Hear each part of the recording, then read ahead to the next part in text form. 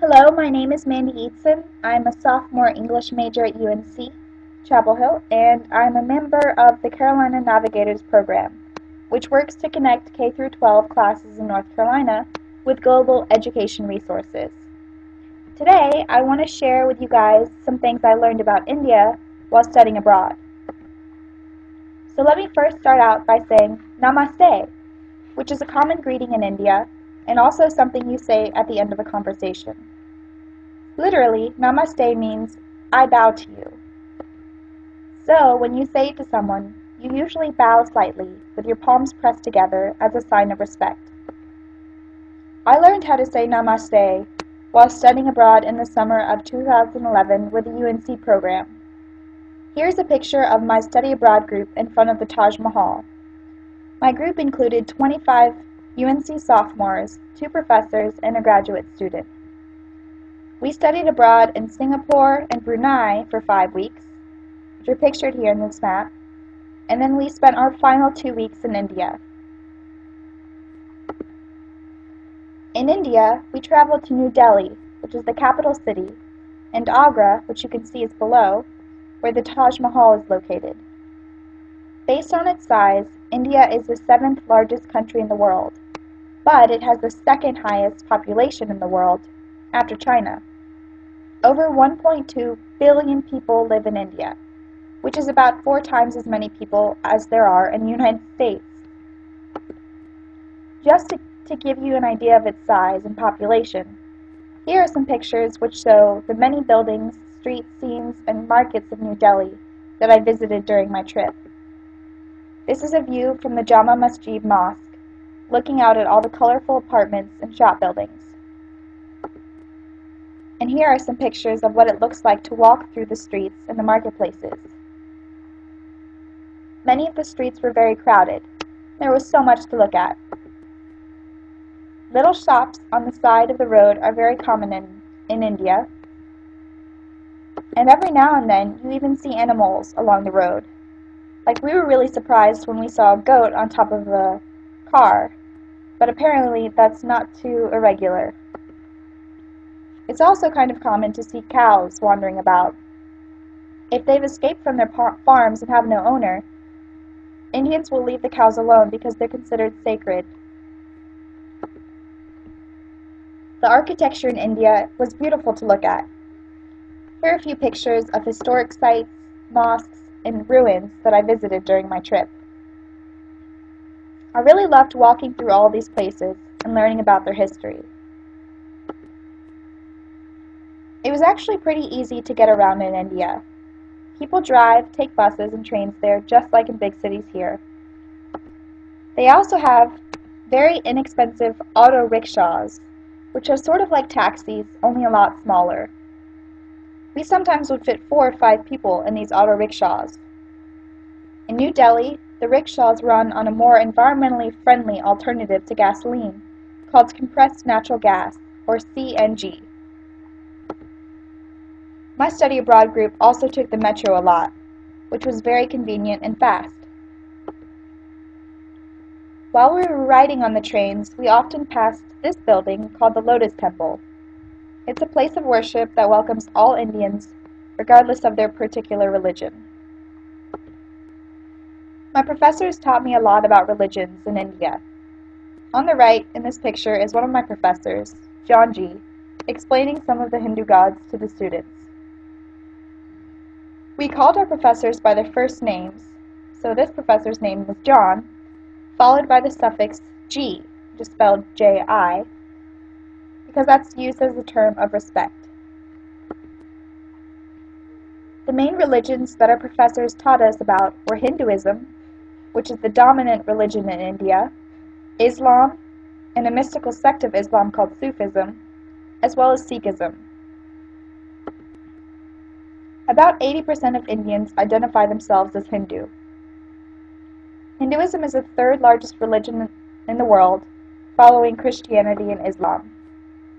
It is older than both of these religions, and it has really no distinct founder, but instead a number of religious leaders throughout history, including many gurus, religious leaders, and saints. Hinduism isn't so much a strict set of religious beliefs as it is a conglomeration of different philosophical views which share common tenets about spiritual duty, called dharma, karma, and religious practices and traditions. For instance, most Hindus believe in a cycle of life, death, and rebirth, and that liberation from this cycle happens when you become spiritually enlightened. Many Hindu beliefs are described in sacred texts such as the Vedas and the Bhagavad Gita. This is the symbol for Om, which is used most popularly in meditation. It symbolizes the universe and ultimate reality for Hindus. It's also said to represent three of the deities of Hinduism. These three deities are Brahma, who is the creator, Vishnu, the preserver, and Shiva, the destroyer. Although Hindus believe in one supreme being or god, they worship different representations. Devas, for instance, or avatars, who are incarnations of the supreme being. This, for example, is the deity Ganesh, who is honored as a god of wisdom and intellect, and a patron of the arts and sciences. One way that Hindus practice their religion and deepen their spirituality is through meditation and yoga. The different paths of yoga can help Hindus attain enlightenment, and each individual can connect to the Supreme Being through a different way of meditating. The poses of the deities reflect yoga and meditation. When I was in India, I met a Hindu guru, pictured here, who is famous across the world for his instructions in yoga.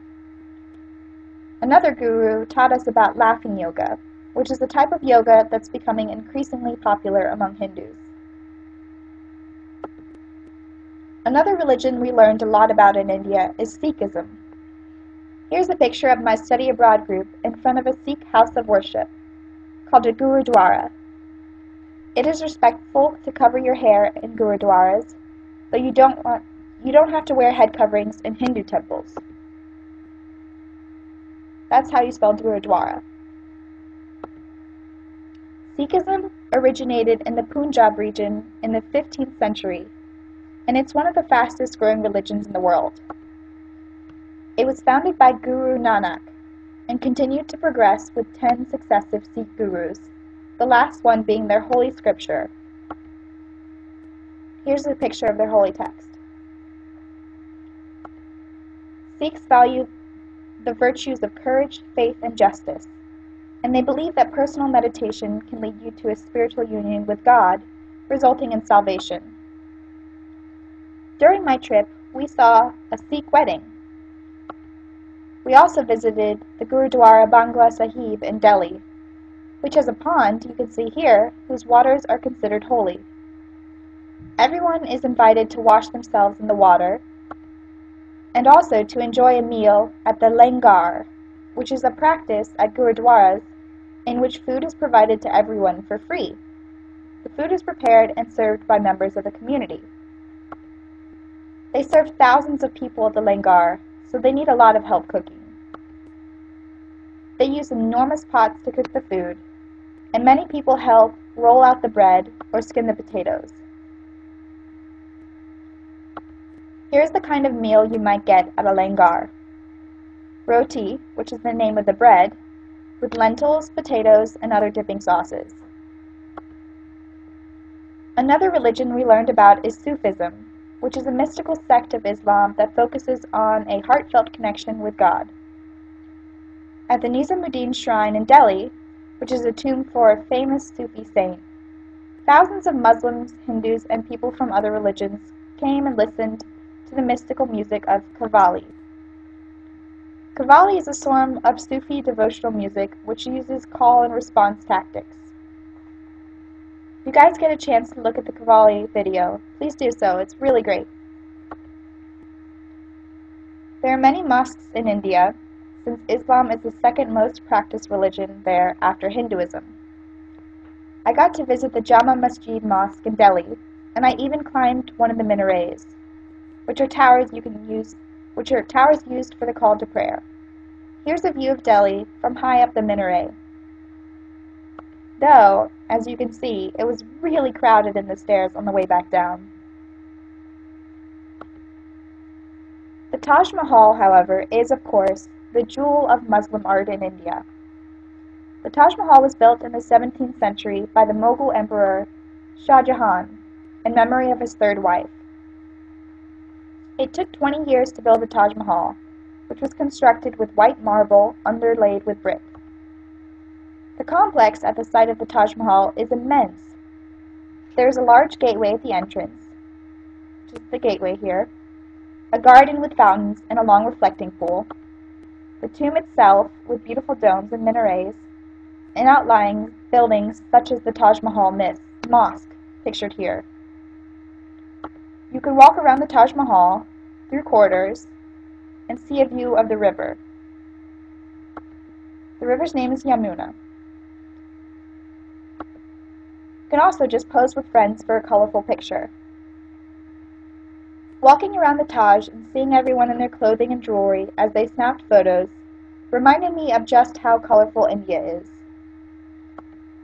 Whether the colors jump out at you from flowers being sold on the side of the street, from bangle bracelets glittering on stands, fabrics hanging in stores, or saris folded and piled in shops, color is everywhere in India.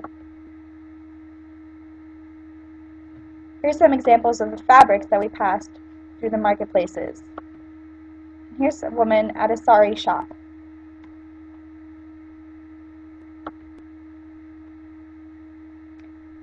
Indian weddings are especially colorful.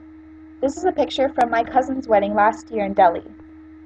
My cousin Krista and her husband are both Sikhs. So at the wedding, the male guests wore turbans. The pink turbans represent friends of the bride, and the blue turbans represent friends and family of the groom. In India, weddings signify the coming together of two families, not just two individuals. Here is Krista, my cousin, getting her henna done. Henna is a plant dye that is usually applied on a bride's hands and feet as a sort of blessing for their marriage, a symbol of luck and beauty. The dye is applied kind of like icing on a cake, and it leaves a dark residue that dries, leaving a stain on the skin. Another tradition at Indian weddings is dancing. Dancing often has a spiritual significance in India, and it's very popular, especially in Bollywood films. There's a dance choreographed for the show So You Think You Can Dance that gives a good representation of the kinds of Bollywood dance that go on in films in India today. Thanks so much for listening to this presentation. Hopefully you've learned a few new things about Indian culture and religion, and maybe someday you'll get a chance to experience India for yourself, maybe even during a study abroad trip. If you're interested in learning more, feel free to visit the Carolina Navigator's website or ask your teacher to pass along your questions. Thanks again, and Namaste!